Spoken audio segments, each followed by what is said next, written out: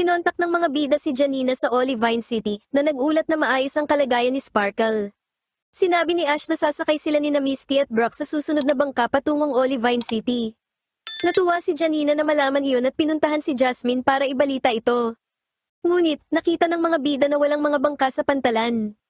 Tinanong nila ang isang matandang mangingisda kung nasaan ang bangka at nalamang nakaalis na ito isang oras ang nakalipas. Napagtanto ni Ash na kailangan niyang humanap ng paraan para makarating sa Olivine City para sa kanyang gym battle. Itinuro sila ng mangingisda sa Hutot Express na tutulong sa kanila na lumipad patungong Olivine City. Bumulong ang mangingisda na epektibo ang kanyang pagpapanggap para kumuha ng mga customer para sa kanyang kumpanya. Sinabi ng mangingisda na dadalhin sila ng Hutot Express patawid ng dagat. Natuwa ang mga bida, pero naguluhan nang makitang tumatakbo palayo ang mangingisda. Pumunta ang mga bida sa hangar ng Hutot Express, pero napansing abandonado ito. Dumating ang isang piloto at nakilala nila ito bilang ang mangingisdang nakita nila kanina. Ang piloto ay si Wings Alexander. Tinanong ni Ash kung maaari na ba silang umalis agad. Naalala ni Alexander na gusto rin niyang maging Pokemon Master at sinabi na nirerespeto niya ang kagustuhan ni Ash, pero kailangan muna niyang tapusin ang ilang mga gawain. Naalala ni Alexander na mayroon siyang hutot noon na napakalakas at nanalo sa maraming laban. Inalagaan ni Alexander ang mga Pokemon, binigyan ng pagkain at nilinis ang mga kwadra. Tinulungan siya ng mga bida dahil kung mas mabilis silang matatapos, mas mabilis silang makakaalis. Natuwa si Alexander at nagpa siyang hindi na sila pagbayarin sa pagsakay. Ipinakita ni Alexander ang eroplano na ikinamangha ng mga bida. Pumasok sila sa eroplano at napansin ni Ash ang isang Noctowl. Sinabi ni Alexander na iyon ang hutot na tinutukoy niya noon. Ipinaliwanag ni Alexander na madalas natutulog ang Noctowl. Nang nakasuot na ang mga safety belt, pinaandar ni Alexander ang eroplano. Ngunit naalala ni Alexander na nakalimutan niyang lagyan ng gasolina ang eroplano. Maya-maya, lumipad na ang eroplano pataas. Habang lumilipad, naramdaman ni Alexander ang pagbabago ng presyon at naniniwalang may darating na bagyo. Dahil sa lakas ng hangin at pagbulusok ng eroplano, naging balisa ang mga bida. Inabot ng bagyo ang Team Rocket sa kanilang balon. Napansin nila ang eroplano at sinubukang kunin ang atensyon nito. Nagulat ang mga bida na narito ang Team Rocket na nagmamakaawa para sa tulong at nagwawagayway pa ng puting bandila para sa pansamantalang kapayapaan. Nag-aalinlangan ang mga bida, pero sumagot si Alexander na sa kabila ng kanilang mga kalokohan na ginawa sa lupa, pagdating sa himpapawid ay tungkulin pa rin niyang tulungan sila bilang piloto. Sumang-ayon ang mga bida kaya tinulungan nilang makasakay ang Team Rocket. Nangako ang Team Rocket na hindi sila gagawa ng gulo o susubukang hulihin si Pikachu. Sinabi ni Ash na baka hindi naman ganoon kasama ang Team Rocket gaya ng kanilang inaakala. Lumapit sa kanila si Togepi at lumabas naman si Wobbuffet sa kanyang Pokeball. Dahil sa bigat, nahulog ang Team Rocket sa sahig ng eroplano pero nagawa nilang makakapit. Nang maglaon, nailigtas ang Team Rocket at si Togepi at nilagyan ng mga tabla ang butas sa eroplano. Gayunpaman, may naramdamang pag-ugong sa buong eroplano at nakita ng mga bida na natatanggal na ang propeller. Napatanong ang Team Rocket kung isang rescue plane ba talaga ito. Kinumpirma ni Alexander na ganoon nga ito dahil maraming beses na itong lumipad sa paglipas ng mga taon habang inaalala ang kanyang unang lipad. Ano man ang mangyari, inikot ni Ash ang kanyang sombrero patalikod at nagpas siyang ayusin ang problema. Lumabas si Ash at umakyat sa ibabaw ng eroplano. Inilabas ni Brock si Crobat para tulungan siya roon. Inilabas ni Ash si Bulbasaur para puluputan ng Vine Whip ang propeller para hindi ito tuluyang mahulog. Dahil sira na rin ang kabilang propeller, inilabas ni Ash si Bayleaf para puluputan din ang kabilang propeller. Ngunit nagsimulang bumagsak ang eroplano dahil masyadong mababa ang unahan nito. Inilabas ni Misty sina Poliwhirl at Staryu na gumamit ng water gun para itulak ang eroplano pataas. Nang matapos ang lahat, ibinalik na ni Misty sina Poliwhirl at Staryu sa kanilang mga Pokeball. Ngunit lumitaw ang isang mas malaking banta, si Jigglypuff. Gamit ang kanyang kanta, pinatulog ni Jigglypuff ang lahat ng nasa eroplano.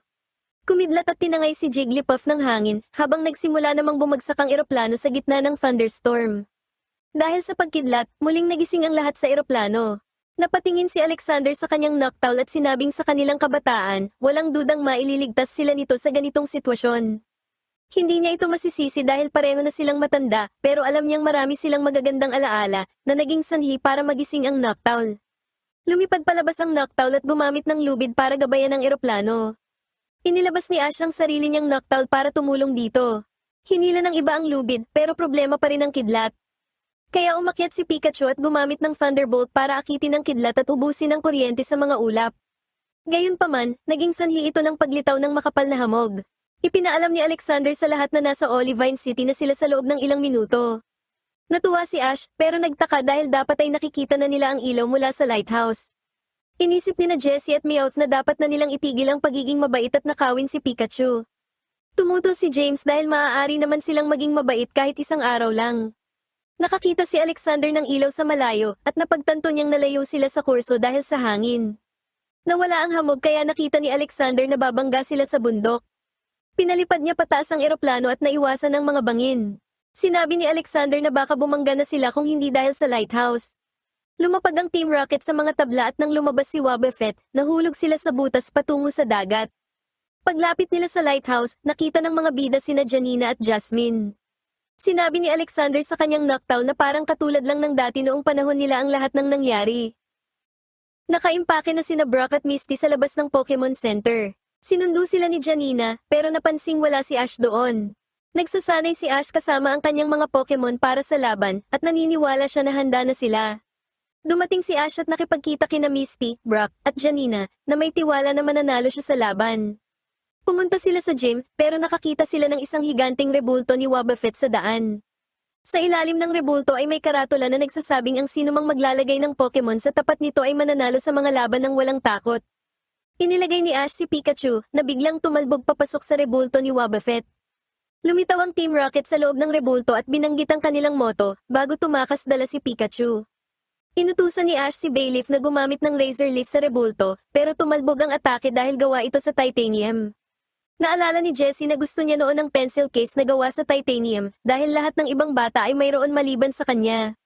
Sinabihan siya ng mga bata na ilagay na lang niya ang kanyang lapis sa likod ng kanyang tenga, na nagpaiyak kina Meowth at James sa awa.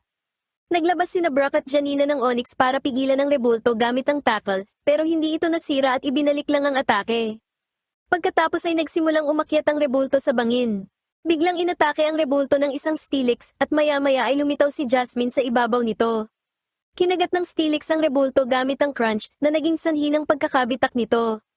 Gumamit si Bayleaf ng Vine Whip para iligtas si Pikachu, habang tinapos naman ng Steelix ang Team Rocket sa pamamagitan ng pagpapatalsik sa kanila gamit ang Iron Tail.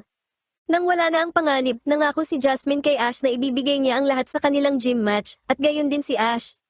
Sa gym, sinabi ni Janina na bawat trainer ay maaaring gumamit ng 2 Pokemon. Alam ni Brock na malakas ang mga Fire Pokemon laban sa mga Steel Pokemon, pero sigurado siyang may iba pang plano si Jasmine. Naglabas si Jasmine ng Magnemite habang si Pikachu naman ang pinili ni Ash para lumaban. Nagsimula si Pikachu sa Thunderbolt pero umiwas ang Magnemite. Gumamit ang Magnemite ng Thunder Wave pero umiwas si Pikachu. Inulit ni na Pikachu at Magnemite ang parehong mga atake pero walang nakakapatama sa kanila. Nakita ni Ash na walang mananalo kung magpapatuloy ito, kaya sinabihan niya si Pikachu na magpatama sa atake ng Magnemite. Gumamit si Pikachu ng Thunderbolt bilang ganti at tinamaan nito ang Magnemite. Gumamit ang Magnemite ng Thunder Wave, pero umiwas si Pikachu gamit ang Quick Attack at tinamaan ulit ang Magnemite, dahilan para matalo ito at tumama sa pader. Ibinalik ni Jasmine ang kanyang Magnemite at nagbigay ng papuri sa Pikachu ni Ash. Inilabas niya ang Steelix, kaya agad na gumamit si Pikachu ng Thunderbolt at tinamaan ito. Nakita ni Brock na ginagawa ni Jasmine ang ginawa ni Ash noong huling laban, hinahayaang matamaan muna ang Steelix bago umatake. Gumamit ang Steelix ng Iron Tail, pero sumablay ito. Gumamit si Pikachu ng Quick Attack, pero tumalbog lang ito sa matigas na katawan ni Steelix, at nagsimula na siyang mapagod sa labanan. Gamit ang Iron Tail, tinalo ng Steelix si Pikachu. Para magpatuloy, pinili ni Ash si Cyndaquil.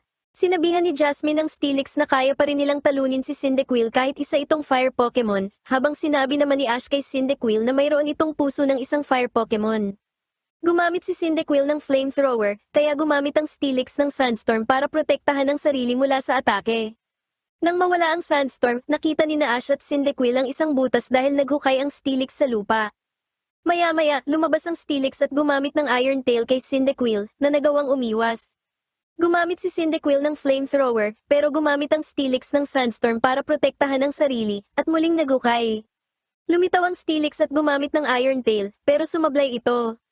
Inulit ng Steelix ang atake, pero gumamit si Cyndaquil ng Flamethrower sa pader para tumalbog palayo. Inutusan ni Jasmine ang Steelix na maghukay sa lupa, habang napagtanto naman ni Ash na maaari niyang samantalahin ang mga butas. Lumitaw ang Steelix para gumamit ng Iron Tail. Kinontra ito ni Cyndaquil gamit ang smoke screen pagkatapos ay tumakbo papasok sa butas. Gumamit ang Steelix ng Sandstorm para alisin ang usok pero nakitang wala na doon si Cyndaquil. Lumitaw si Cyndaquil sa isang butas at tinamaan ang Steelix ng flamethrower pagkatapos ay bumalik muli sa butas. Gumamit ang Steelix ng Iron Tail sa lupa na naging sanhi ng pagguho ng mga butas. Paglabas ni Cyndaquil ay nakaabang na ang Steelix at ginamitan ito ng Iron Tail. Sinubukan ni Cyndaquil na gumamit ng flamethrower sa lupa para tumalbog, pero nahagip pa rin ito ng Iron Tail. Halos mawala na ang apoy ni Cyndaquil, kaya akmang iaanunsyo na ni Janina ang nanalo. Gayunpaman, nagawang tumayo ni Cyndaquil at muling naghanda para sa laban. Gumamit ang Steelix ng Crunch, pero umiwas si Cyndaquil gamit ang smoke screen. Alam ni na Misty at Brock na kapag tinamaan pa ng isang beses ng Steelix si Cyndaquil, matatalo na si Ash. Gumamit si Cyndaquil ng flamethrower, bagaman gumamit ang Steelix ng Sandstorm para protektahan ang sarili. Lumalapit ang Steelix, kaya inutusan ni Ash si Cyndaquil na ipagpatuloy ang paggamit ng flamethrower para itulak pabalik ang Steelix. Maya-maya pa, unti-unting uminit ang Sandstorm dahil sa flamethrower at naging isang umaapoy na buhawi na ito. Huminto sandali ang Steelix, pagkatapos ay bumagsak na ito at natalo. Ipinagmalaki ni Ash si Cyndaquil, habang binati naman siya ni na Misty at Brock. Ibinalik ni Jasmine ang Steelix at binati si Ash sa tagumpay na ito.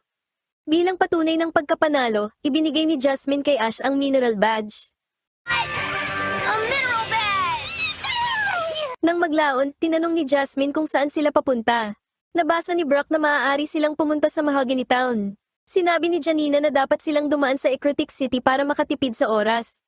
Sinubukan ni Brock na makipag-flirt kay Jasmine, pero hinila siya palayo ni Misty at nagpaalam na silang lahat kina Jasmine at Janina.